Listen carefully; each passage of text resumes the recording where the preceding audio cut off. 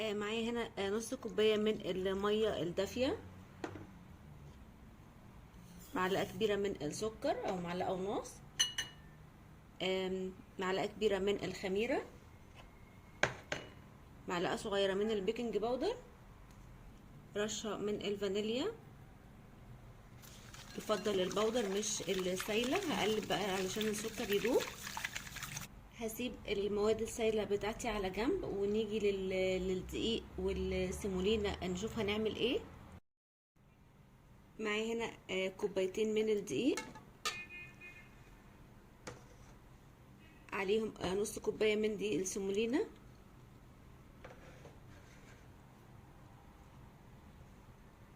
وكمان نص كوباية من الزيت النباتي. هقلبه كده مع بعضه. بعد ما قلبته هحاول افرغه كده، انا عايزاه زي الرمل المبلول. عايزه الدقيق يتشرب الزيت، ممكن نحط كمان معلقه زبده لو متاح. الدقيق اتشرب الزيت اللي معايا زي ما احنا شايفين. انا هحط رشه بس بسيطه من الملح بالشكل ده. وكده الخميره بتاعتي اشتغلت. هحطها وهقلب. مش عايزه اعجن كتير، انا بس هقلب اجمع العجينه بس مش اكتر. وكده العجينه بتاعتي بقت جاهزه، هغطيها واسيبها تتخمر تقريبا نص ساعه. دلوقتي بقى عشان نعمل حشوه، يبقى معايا نص كوبايه من السكر، نص كوبايه من دقيق السيمولينا، معلقه كبيره قرفه، واختياري معلقه كبيره كاكاو خام، دي اختياري بس بتدي طعم حلو قوي، معلقه كبيره زبده مذابه.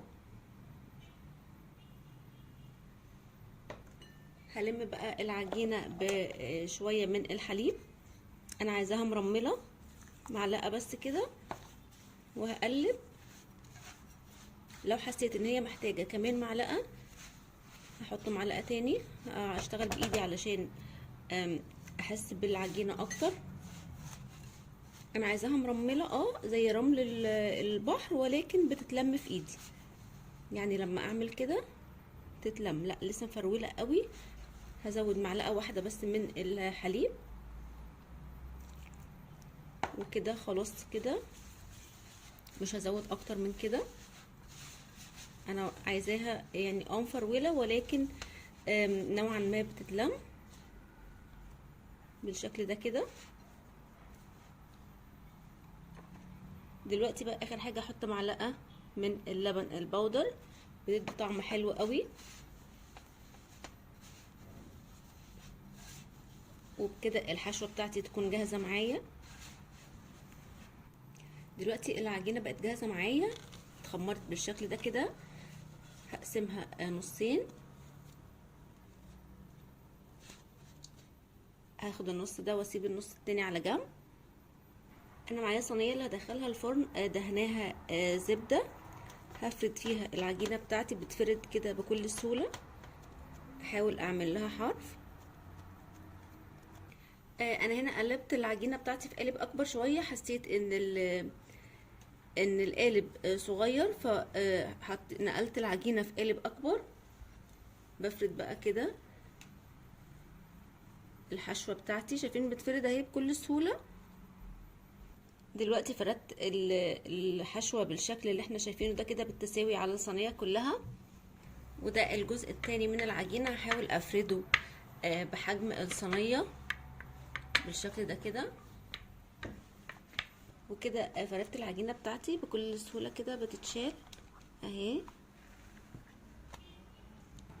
هحطها بقى على وش الصينيه بتاعتي، واحاول بقى افرد كده. ودلوقتي بقى من حرف العجينه بتاعتي بالشكل ده كده، ادوس عليها علشان تمسك في الطبقه اللي تحتها بالشكل ده كده. دلوقتي بعد ما قفلت العجينه بتاعتي بالشكل ده كده، هقطعها.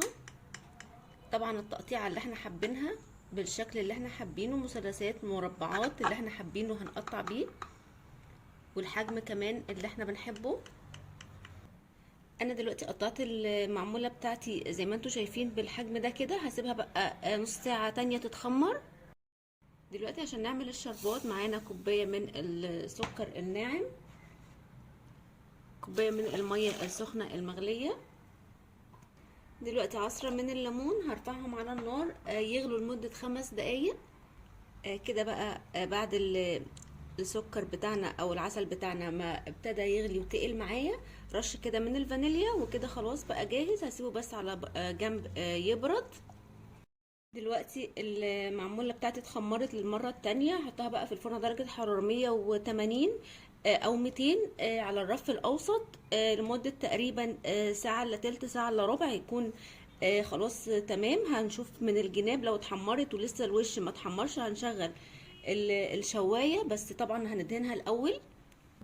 معايا هنا معلقه من الزبده السايحه، عليهم معلقه من الحليب الدافي.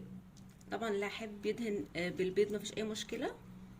هدهن بقى الوش كويس جدا، ولكن بالراحه عشان التخمير ما يروحش وانا بقى ادهن كده. بعد ما دهنا الوش بالشكل ده كده شويه بقى كده حلوين من السمسم، يبقى كده جاهزه معانا ندخلها الفرن. كده بقت جاهزه معانا ندخلها الفرن على 180 زي ما قلنا. دلوقتي المعموله بتاعتنا طلعت من الفرن، والشربات كمان بقى بارد. هنسقيها بقى شويه كده حلوين من الشربات. طبعا اللي حابب اللون يكون افتح من كده مفيش مشكله، بس اللون ده حلو جدا. يمكن الاضاءه مبينه ان هو غامق، لكن هو حلو قوي.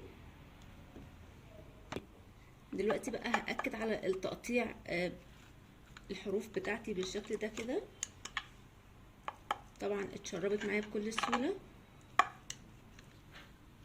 دلوقتي بقى نشوف قطعه مع بعض. طبعا لسه دافيه، شايفين بقى بجد حلوه جدا. الحشوه كمان حلوه قوي. ودلوقتي بقى احلى معموله ممكن نعملها، ريحتها حلوه جدا قلب الدنيا، طعمها خطير، متحمره جدا من فوق ومن تحت، بجد حلوه قوي قوي قوي. يا رب تعجبكم وصفه النهارده، واللي يجرب الوصفه وتعجبه يا ريت يسيب لي رايه في كومنت، متنسوش تعملوا لايك. باي باي.